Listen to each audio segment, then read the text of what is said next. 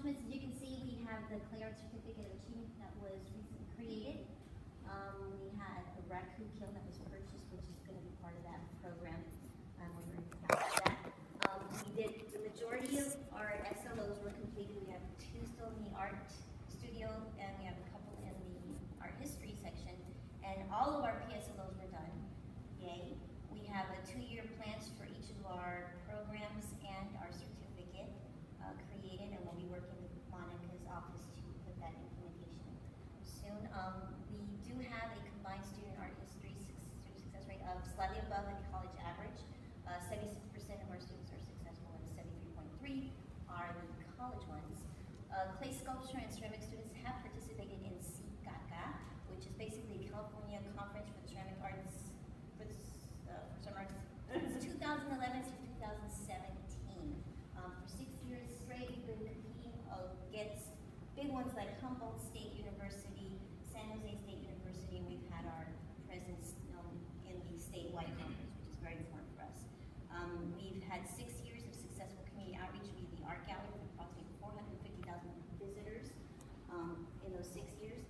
We do have cross-discipline student access to the art exhibitions, English, classical, art classical, and I believe the French class also has gone there to do their programs and part of their discipline, specific curriculum related to the art gallery. And also the art gallery provides professional experience for the art market to our art students. I hope I'm okay, the next slide. So here's some images just to show you the successful events that we've had there. The image, the largest image is an actual reception we've had. This image here are students going and actually writing about the artwork. This is the English class actually. And above there, basically an empty gallery where you can see the entire FLC at CCACA. You can see our wonderful student artwork that's been presented there, and the other, what do you call it, the last, what the last, every year it gets better and better. Program barriers and obstacles. So facilities is one thing that we are sort of struggling with. We need a discipline-specific space to provide a more comprehensive studio art education. Having a studio that would be dedicated to printmaking, to metal arts, painting, and clay would be optimal.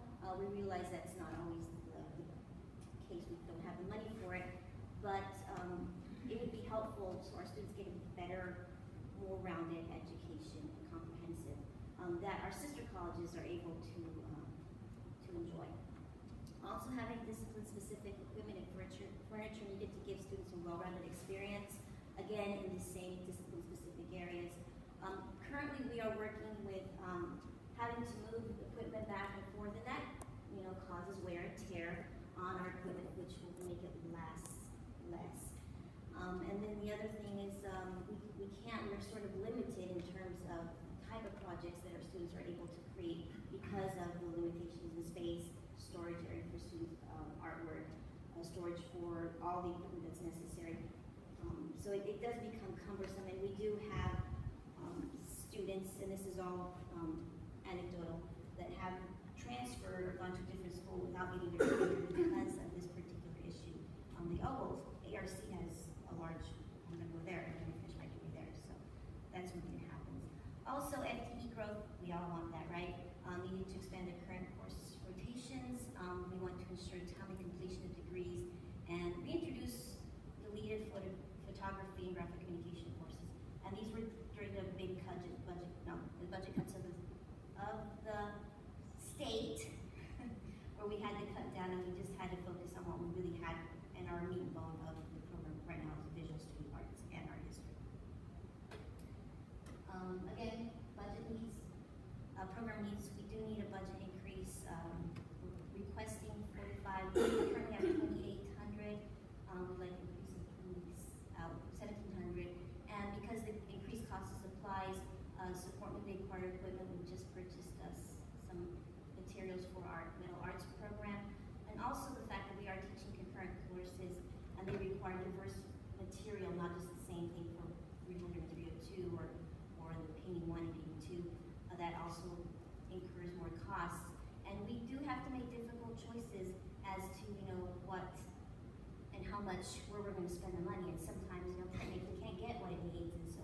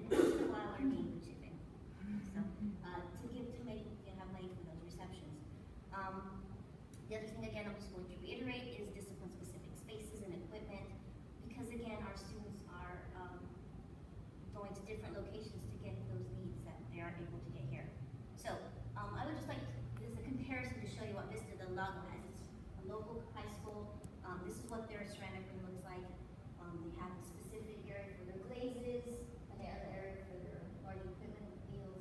They have a huge area for storage. And our high school students come to my class and they go, "Is this it?" This is it. But we do way better projects than they do. So this is just a compare and contrast. This is the classes we have here with the EDC. They're multi-discipline facilities, so we do share with different. And as you can see, it gets a little crowded, especially in this area here because the wheels and having people work. So that's one thing we really want to try and stress. This is what CRC has. They have a huge, large tool room and work area. They have a wheel space to do wheel projects. ARC has also similarly large scale kilns. They also have large facilities. Sac City, they have just a dedicated room for, look how many, 4 different little, and they're not little, 4 different kilns, but I can actually fit in there and sleep if I wanted to. And then they have a beautiful metal room on the side. So as you can see, we are sort of lacking in that sense.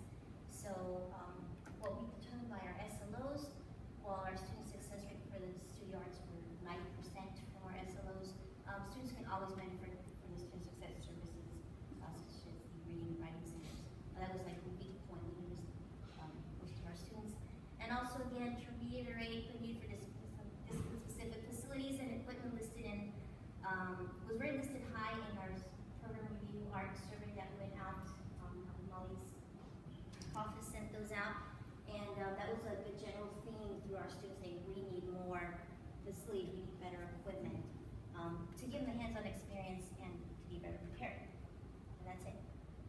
Oh, you have 2 minutes. Oh. Still. That was the 8-minute So one. this would be like if you want to do a link, you could go to the student survey and they work out beautiful. Okay. But anyway, do you want to add anything to this, perhaps? I think you did a beautiful job. Yes, ma'am. I have a question. So, here at the main campus, you have 2 primary classrooms. One that's 2D and one that's 3D. 3D, and then we do have one in PAC. And the one PAC, what does that do? That one is for design classes. Currently, we also use it for some of the portrait classes. It's a very small classroom. It was chopped into 3 instead of the 2 large that we originally thought we were going to get. So explain to the group the difference between 2D and 3D. Two-dimensional art would be drawing, painting, printmaking, things that you're doing watercolor. And then the 3-dimensional would be sculpture, ceramics, metal arts, 3-dimensional design, which have a whole other set of equipment needs. And then Alvarado? And may I interject really quickly because your class, not your classroom, but the classroom that you're The 3D doing, classroom. The 3D classroom actually is also multi-use. You teach drawing in there, you teach figure drawing in there, you teach painting in there if need be, if we need, for instance, for next For spring, scheduling. we've been printmaking in the other classroom where I have to teach drawing and that. So it's a multi-use classroom realistically, where you saw the wheels sort of like a little bit of a side issue, which shouldn't be in a 3D classroom. I'm just pushing this. Great. Yeah. So, And Alvarado?